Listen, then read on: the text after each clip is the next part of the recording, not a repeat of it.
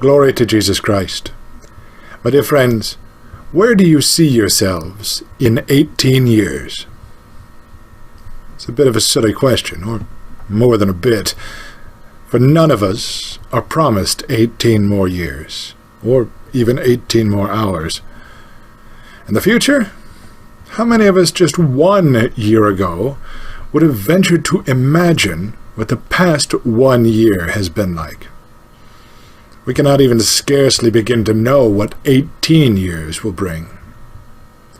And yet, for all that, we can know some things. We can know with certainty that God will be God, and God's power will be God's power, even 18 years from now.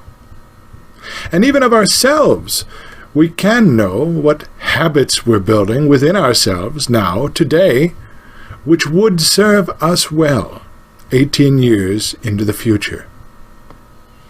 Now, you may be asking yourselves, why specifically am I talking about 18 years?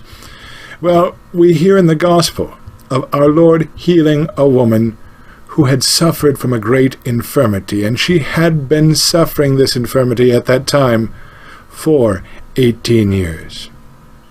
And it's a fairly well-known instance of healing, for our Lord healed publicly in the synagogue and on the Sabbath, no less. But among the many lessons that we take away from this healing, let's not lose sight of the message which is borne silently by the woman who was healed.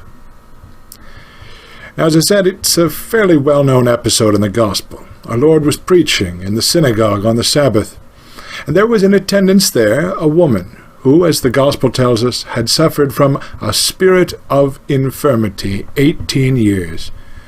And she was bowed together. Neither could she look upwards at all, the Gospel says. She couldn't even lift up her head. And our Lord, seeing her, called her to himself. And he says to her, "Woman, thou art delivered from thine infirmity." And he laid his hands upon her, and immediately she was made straight and glorified God. And then we hear the ruler of the synagogue, being angry that Jesus had healed on the Sabbath, answering said to the multitude, "6 days there are wherein you ought to work. In them therefore come and be healed, and not on the Sabbath day." This, my friends, is what we like to call passive aggression nowadays. And the Lord answered, saying, "Ye hypocrites, doth not every one of you on the Sabbath day loose his ox or his ass from the manger, and lead them to water? And ought not this daughter of Abraham, whom Satan hath bound low these 18 years, be loosed from this bond on the Sabbath day?"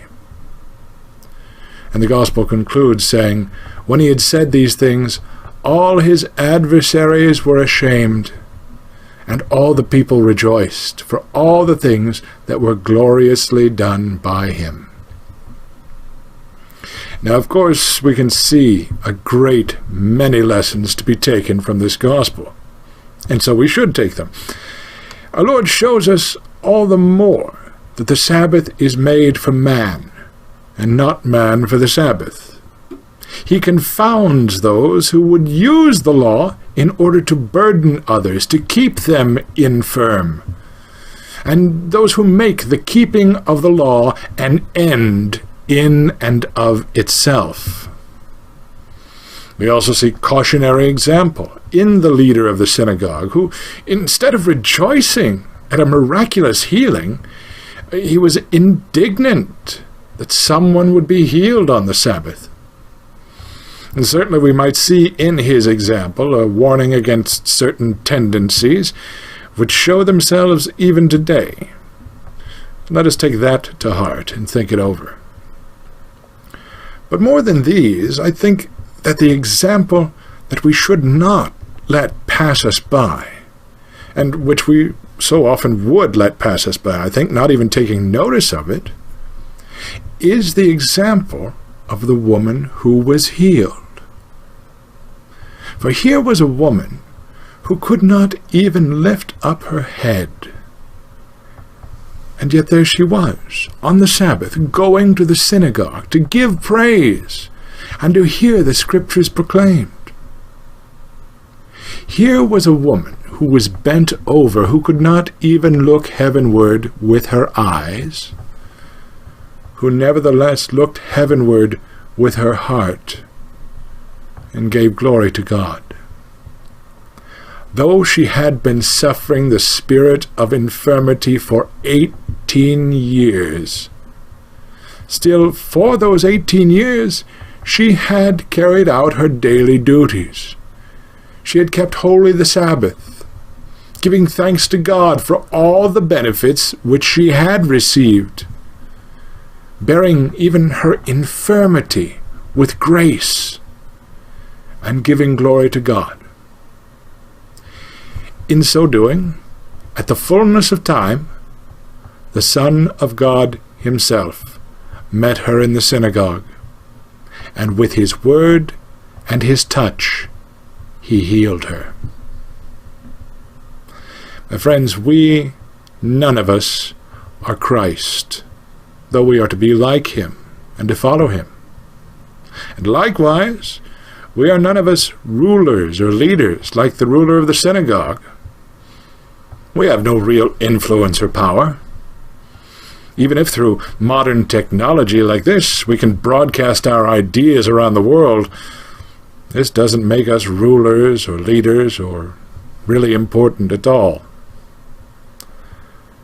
All of us, though, do suffer from a spirit of infirmity. All of us are injured and broken in some way.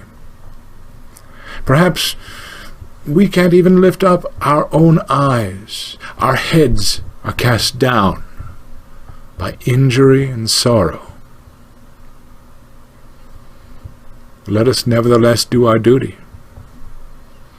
Let us bear our infirmities with grace.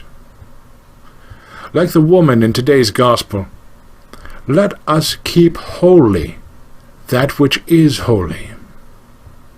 Let us seek out the Lord and his word.